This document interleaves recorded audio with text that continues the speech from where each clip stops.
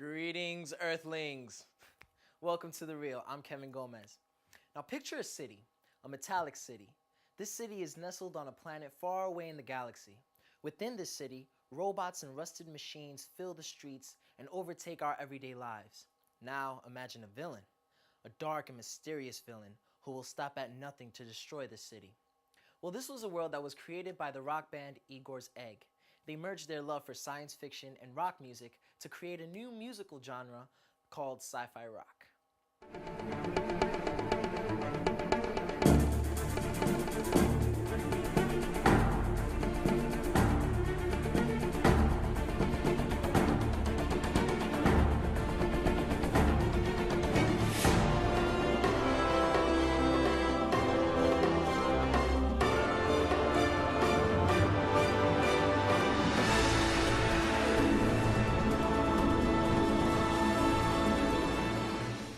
With us today are the makers of the film Igors Egg, Dhruv Kumar, Edwin Illo, and Edan Brown. Guys, thank you for being with us here today. Thanks for having us. Oh, no problem at all. So before you guys made the film, did you guys ever hear of the musical genre of sci-fi rock? No. I went into it just to experience new music, and that's how I got to learn about it. It was kind of weird for me first. You get used to it, I guess, after a certain time. Cool. Well, for those who are wondering what we're talking about, let's take a look at the film.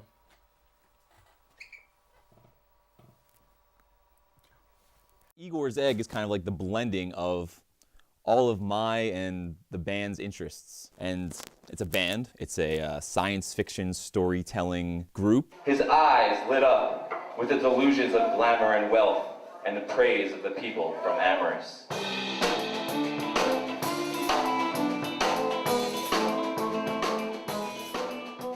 Whenever people ask us what genre of music we are, it's really kind of hard to say. So we've been like lumped into different genres. There's a progressive rock element to it. There's like a compositional classical element to it. There's a funky element to it. You know, we like to improvise. We like to play like bluegrass sometimes. We like to have like a reggae feel other times. We like to cover, you know, all kinds of different music because like you can't just, it's not like a square, it's not a perfect fit into anywhere.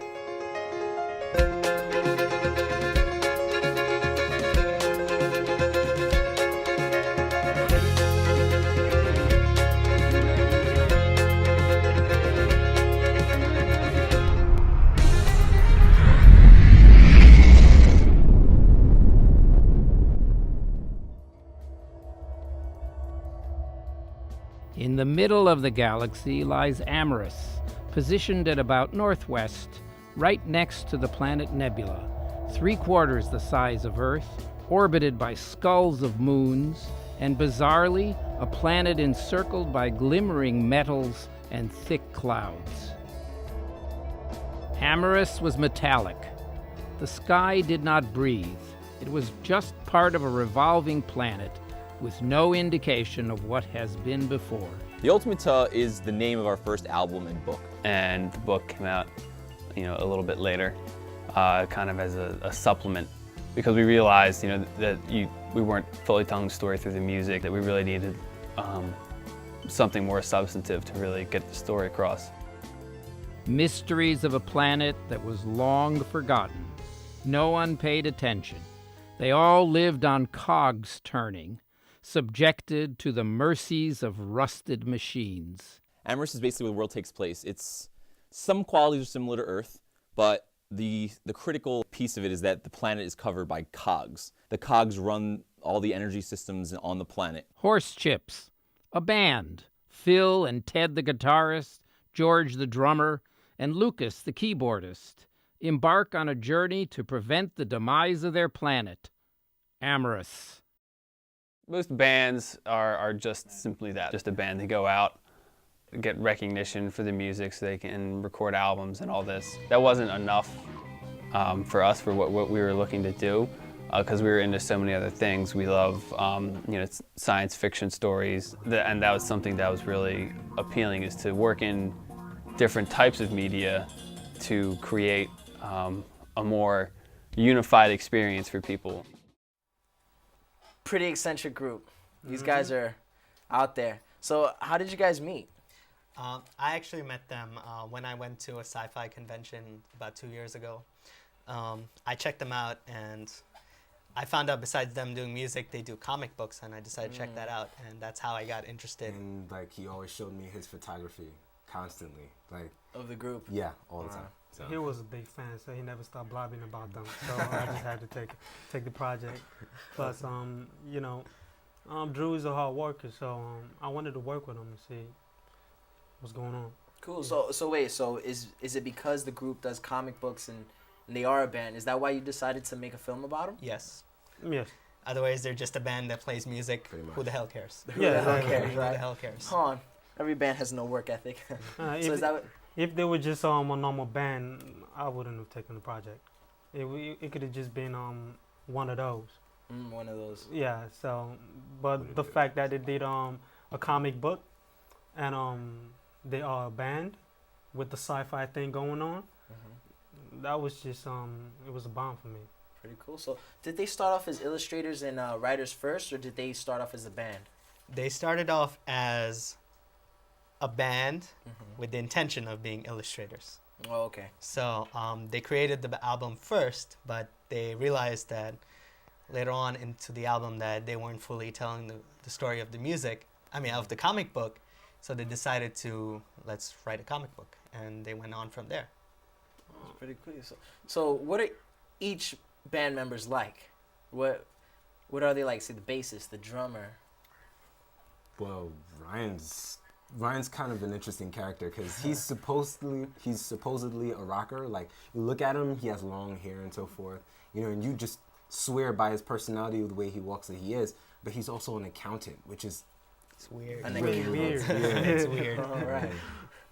So that was what we kind of got interested in the band because of all this kind of personality. It was just so different. They were just so different from the usual band. So, and the personality was kind of animated. That's why we kind of were really interested in what they had to say with the comic book and the music. So it was like Drew said, it was the perfect project. Perfect project. So what about you guys? Did you guys get along making this project? Hell Hell no. Drew was a pain in my ass, but Oh, no.